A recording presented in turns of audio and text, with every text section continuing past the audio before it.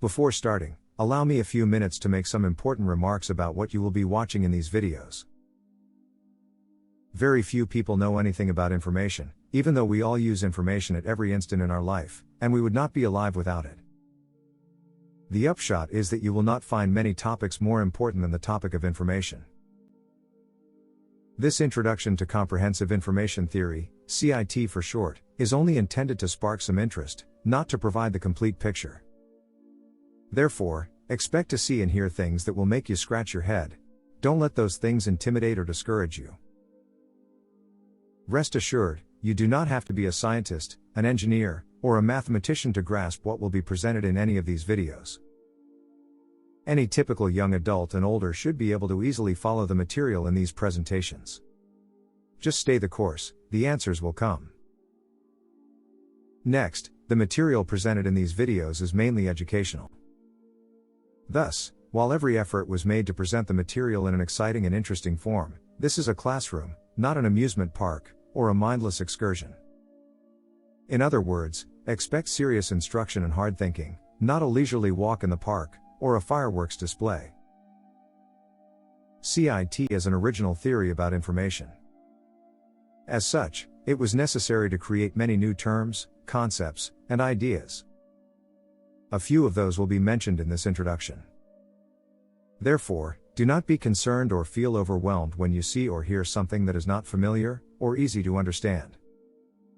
Be at ease, knowing that explanations and clarifications will come later.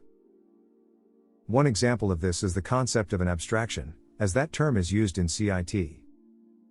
That term is introduced, but is not explained at all. The full explanation will be contained in future videos.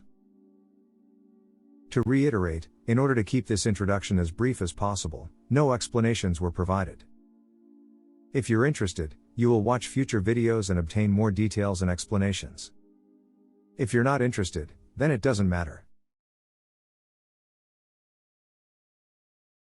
Future videos, including some Q&A, will address and answer questions from viewers like yourself.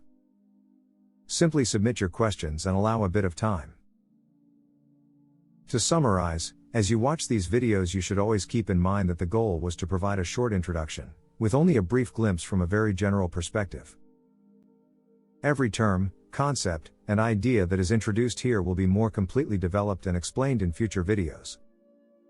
Thus, if you see or hear something that you don't understand, simply say to yourself, "I'll find out later what that is." Lastly, it would be great if everyone took interest in this topic, but that's an unrealistic expectation. Some people won't be interested regardless of content or format. Hopefully you're someone that already is interested, or will become interested. Okay, let's begin.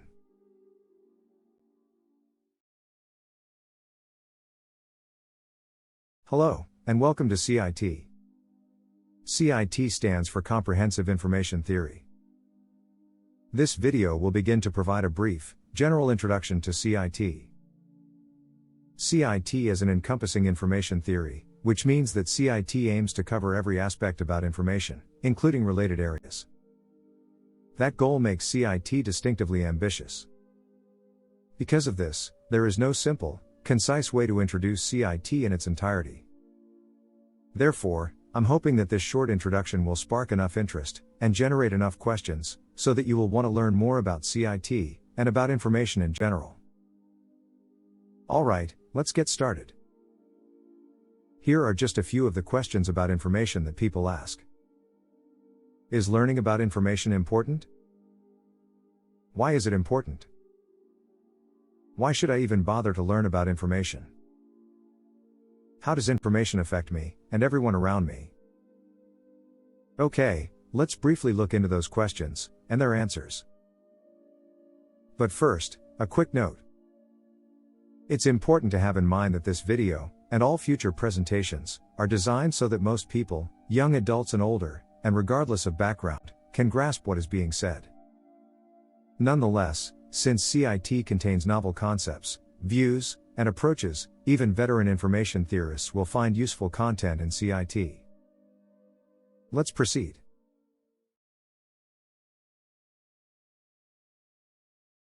We perceive the universe with our five senses. sight, hearing, touch, smell, and taste. However, we do things that go beyond those five senses, things such as processing abstract logic, mathematics, and using language. Did you know that there's one component in every material object in the universe, as well as being behind every process, and every action, of those objects? To emphasize the point, this one component is in atoms, molecules, grains of sand, mountains and rivers, cars, computers, planets, stars, galaxies, and every living organism, from bacteria, to blue whales, to humans. In addition, this one component is at the core of every process and action of those material objects, whether that process or action is abstract or physical, natural or artificial, unguided or guided, spontaneous or willful, aimless or purposeful. Being in every material object in the universe, at every scale, and behind every process and action of those objects, it is hard to conceive of anything more intriguing, or more significant. So, what is this universal, all-pervasive component? It is information.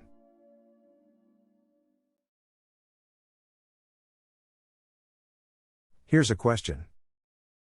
Is it absolutely essential to know what information is? Let's answer that question this way. You may already know that air is roughly 99% nitrogen and oxygen, and about 1% of other gases. Most people will live their entire life without ever knowing that detail. Yet, without air, they could not live at all. The point is that knowing or not what air is, does not change the fact that every one of us relies on it, and use it continuously. We have a similar situation regarding information. We don't necessarily have to know about information, but it is certain that information will be a critical part of our entire life. In fact, just as with air, our very life will depend on different types of information, at different levels. There are countless examples of that fact. A few of these are: human social and work relationships involve a constant exchange of information. Performing any job or leisure activity, such as gardening, sports, and many others, also require different types and levels of information. In short, life is impossible without information. What's more, information in general has far deeper significance than for mere practical considerations. One example is the timeless question about what constitutes reality. To illustrate, consider that at this very moment, you are engaged in non-material activities. The logic, formal analysis, and language interpretations that you are using as you watch and listen to this video are all part of the non-material aspects that make us human. That is the position held in CIT. That position is called dualism, namely, reality consists of two different domains, a material domain, and a non-material domain. However, CIT recognizes that there is an alternate position, called monism. In monism, the non-material domain does not exist per se. The monist reality is a single domain, which is entirely material. CIT will provide facts and evidence, and then you can decide which position is more viable. So, is it absolutely essential to know about information? No, it is not. But if you want to understand many of the events throughout your life, especially in our present world, then you will want to learn something about information. That's the bottom line.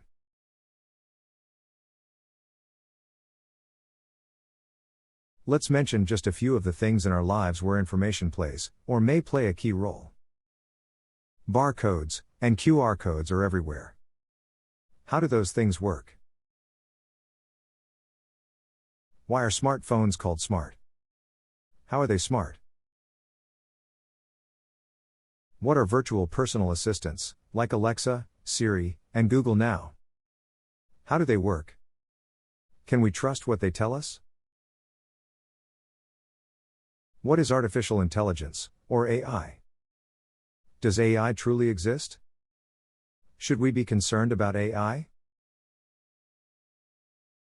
Along those lines, could AI become self-aware and try to take over the world? Should we be concerned about that? How do self-driving cars work? Is it safe to ride them? Millions of people have lost their jobs to robots and automation. Is that trend going to continue? Can robots and automation take over all jobs? If that happens, what will people do with their lives? How did life begin on Earth? Could life have started naturally, without some kind of external guidance? Again, we can live our entire life without knowing the answers to questions like those, but we would understand so much more, sometimes with eternal consequences, if we had answers. And the key to all of those answers is information. Let's move on.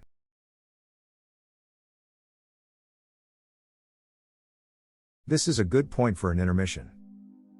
Pause the video if you wish to take a break, otherwise the video will continue in a few seconds.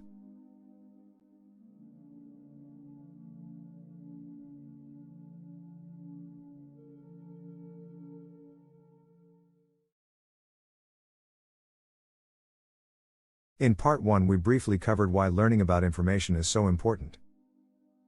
Let's summarize that significant point with 3 statements. First, whether or not a person is aware of it, information made their life possible. In other words, without information there would be no life. None of us would be here. Second, some kind of information will be in every part of a person's life, at every moment, from birth to death, and beyond. Stated differently, everything in a person's life will involve information of different kinds and at different levels. Third, in the universe, information is as fundamental, perhaps more so, than mass, energy, space, and time. This means that without information, the universe as we know it cannot exist, and would cease to exist. Other CIT presentations show why those 3 statements are factual, not merely claims or opinions. Thus, if you've asked yourself why it's important, or why you should bother, to learn about information, you now have the answer. Alright, let's continue with part 2.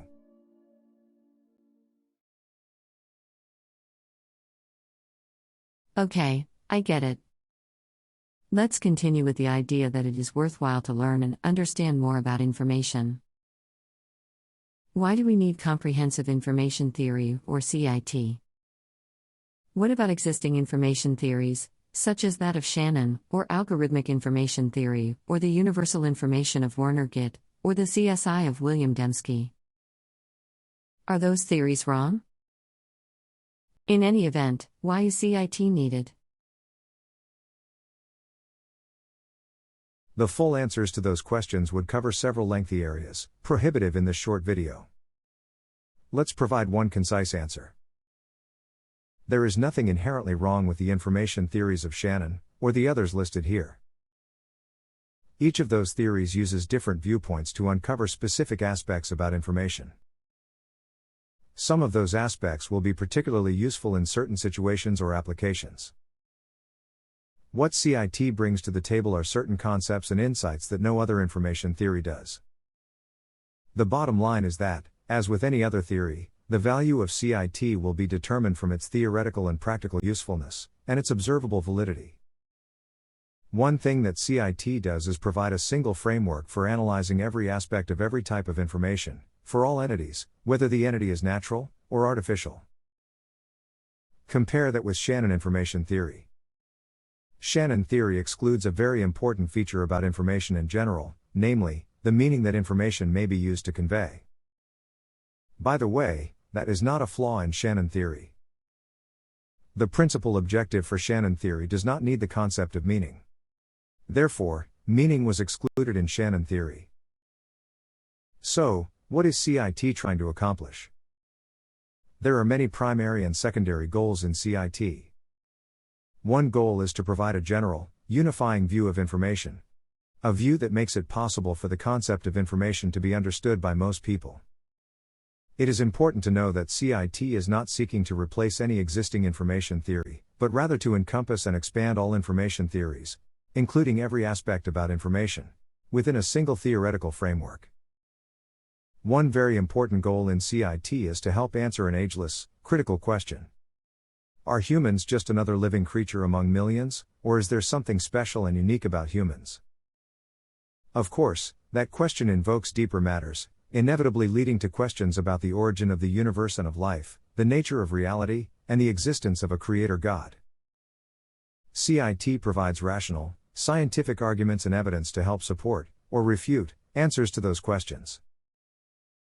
Those are just a few of the goals in CIT.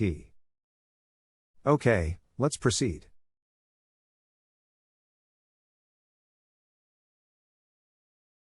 To develop a single, universal framework for addressing information in all situations, and for all entities, it was necessary to do two things. First, key traditional concepts and definitions had to be revised, or customized. Second, new concepts and terms had to be introduced. Just a few examples of this are: language. In CIT, language is defined using the concept of abstractions. In addition, CIT distinguishes between interactions, communication without language, and communication with language. Context. To account for the different types of information, and how those types of information originate, CIT introduces the notion of comprehensive context. Intelligence. In CIT, all material entities are classified into one of four intelligence categories. Those four categories determine the types of information that may manifest in an entity. Information. Comprehensive information, as defined in CIT, may manifest as three specific types of information. Those three types of information are what entities commonly experience. Measurement. CIT analyzes the concept of measurement from first principles. From that, CIT constructs a general methodology for measuring any information, not just those cases that have been traditionally accessible. For instance, not just measuring how much information there is in a hand of playing cards, but how much information there is in Mount Rushmore, a house, or a cake. To emphasize this important point, most information theories can determine the amount of information that is contained in a specific 5-card hand from a standard deck of 52 playing cards, as the one shown. However, those information theories have no method for determining how much information is contained in Mount Rushmore, in a house, or in a cake, as those that are pictured here. On the other hand, CIT does provide a sound method for making those determinations. That is no small achievement. Ask someone versed in the theories of Shannon, Gitt, or any other, to tell you the amount of information in Mount Rushmore, and they cannot give you an answer. CIT can. Those are just a few highlights of some key areas in CIT. Let's continue. This is a good point for an intermission. Pause the video if you wish to take a break, otherwise the video will continue in a few seconds.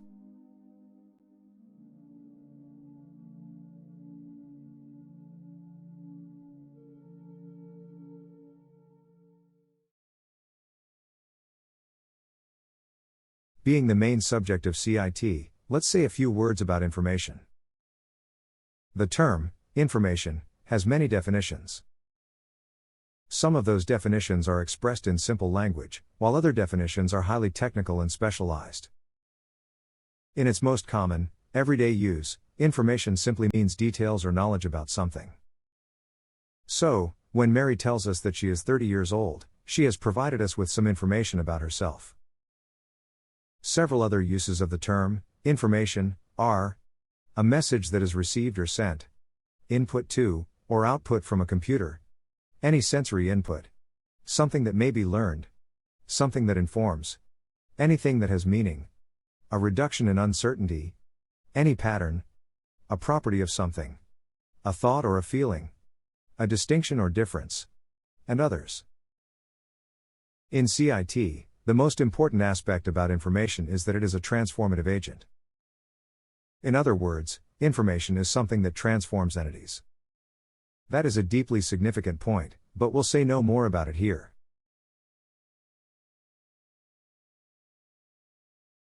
Details and knowledge about a person, an object, or an event, may include some type of record.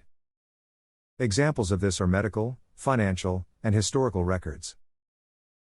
Details and knowledge may also be in the form of instructions, such as what to do, how to do it, and when to do it.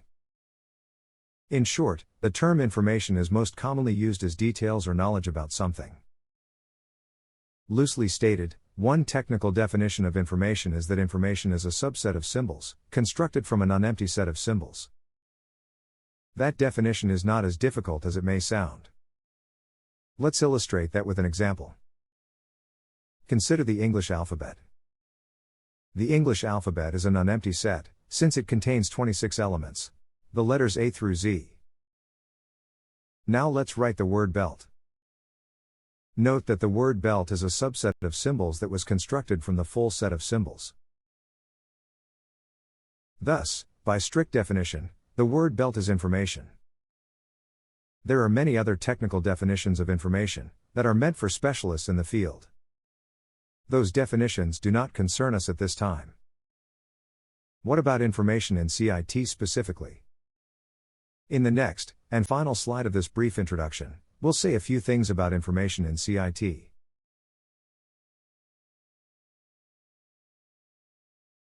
As its name indicates, the main subject in CIT is information. What follows are just a few notes and highlights of this key topic in CIT. Let's begin with an observation which after a little thought should be apparent. It is significant that information never appears as a disembodied entity, anywhere in the universe.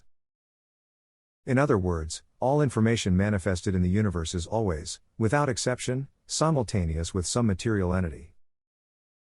In CIT, a material entity is called a mass energy configuration, MEC for short. CIT shows that all material entities, all MECs, are information. Hence, a rock, a car, and a river are all material entities and, therefore, are information. Some people have found that notion somewhat controversial, even unacceptable. The likely cause for that reaction is not understanding what CIT means by that view. Specifically, the statement that every material entity is information is erroneously interpreted to mean that mass and energy, alone, is information. To be clear, CIT does not claim that only mass and energy is information. It's a MEC that is information. The bottom line, shown in CIT, is that some type of information will always be manifested when one MEC interacts with another MEC. That interaction will always produce some transformation. And that transformation is the manifested information. As a concrete example, one kind of transformation is what is commonly referred to as becoming informed. Thus, when you learn that Mary is 30 years old, you become transformed from a state of ignorance about Mary's age, to a state of knowing. You have become informed. To become informed is one kind of transformation that information causes, but it's not the only kind of transformation. The upshot is that the universal attribute of information is that it transforms entities. Clearly, all of these concepts and ideas need to be explained in more detail, and this is done in other CIT presentations. Alright, with that we conclude this brief introduction to CIT.